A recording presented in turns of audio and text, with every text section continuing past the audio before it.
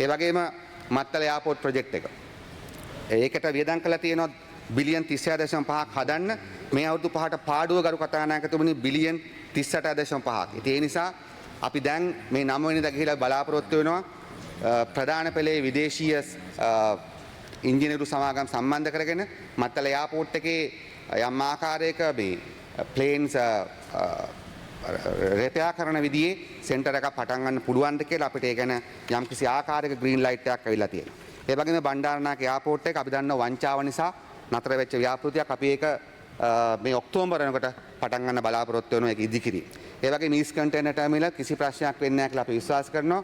මරිකාර් මන්ත්‍රීතුමාට මම ආරාධනා කරන්නම් මේ අවුරුද්දේ ජුලි මාසෙදී අපි ඊස් කන්ටේනර් එකේ 50%ක් වැඩ පටන් ගන්නවා.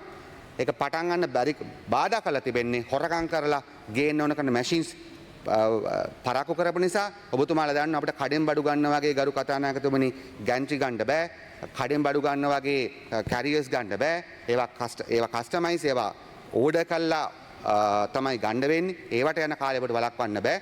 නමුත් අපි ජුලයි වල බලාපොරොත්තු වෙන ඊස් කන්ටේනර් ටර්මිනල් එක පටන් ගන්න.